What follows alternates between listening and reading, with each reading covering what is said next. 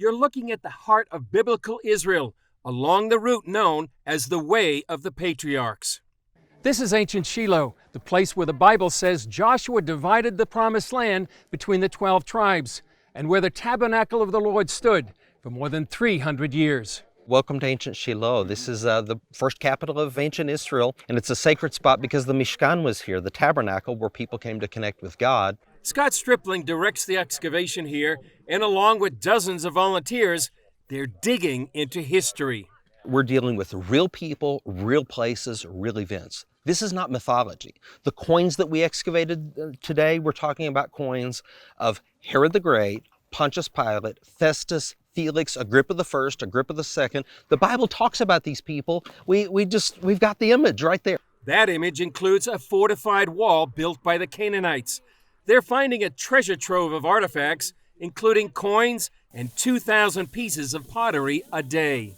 Now this one was from yesterday. It's been washed already. So you see the same form right out of the ground and yesterday. And these are those handles from the stone vessels. Remember Jesus' first miracle at Cana, they were stone jars full of water. That's that ritual purity culture of the first century. An archaeologist looks at these shards as a fine timepiece. Just like your great-grandmother's pottery is different from your pottery that you're using today. And once we learn the pottery, then we can use it as our primary means of dating. Stripling says literally digging into the Bible can change your life.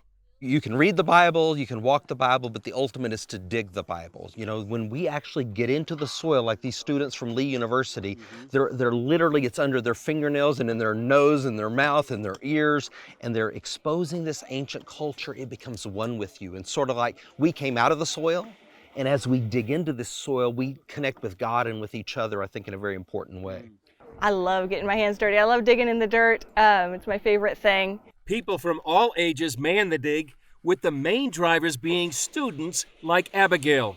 It's tiring and exhausting, but it's really rewarding. It's exciting to find ancient things that have been laying in the dirt just waiting for us for thousands of years.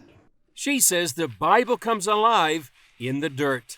I read the Bible totally differently than I did before I came here. And when I read the Bible, I know the places, I know what's going on. I understand it more deeply, especially where previous archaeologists have claimed that the archaeology disproves the Bible. But when we dig here, we find that everything matches. You read it in the Bible, you dig in the dirt, and there it is.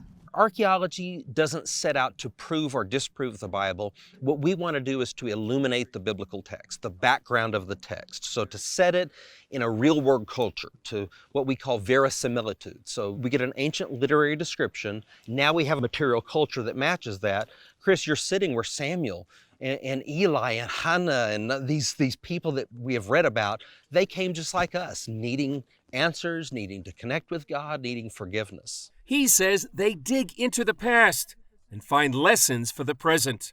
One of the faith lessons for us is that God is the potter and we're the clay. And even if our lives are broken, like these vessels are, God told Jeremiah, after he told him to go to Shiloh and see what he had done, he told him to go to the potter's house and look at a flawed vessel and see how the potter puts it back on the wheel and works out the imperfections. So my faith lesson is this, that yes, we're imperfect, but if we'll allow God, he wants to put us on his potter's wheel and he wants to make us a vessel of honor. Stripling often cites Psalm 102 that says, "O Zion, your servants take delight in its stones and favor its dust." For me, this is sacred soil. This is where the Mishkan was, which answers that most basic of all human questions. How do I connect with God? And I think everyone watching today, that's their most basic question. I know I'm messed up, and I know that God is holy. How do I bridge that gap when I sin against other people, when I sin against God? And ultimately, Chris, if the Bible is true, then the God of the Bible has a moral claim on our lives. And as we establish the veracity of the biblical text, I hope that everyone watching will just think about that God loves us and he has a moral claim on our lives. Chris Mitchell, CBN News, Shiloh, Biblical Samaria.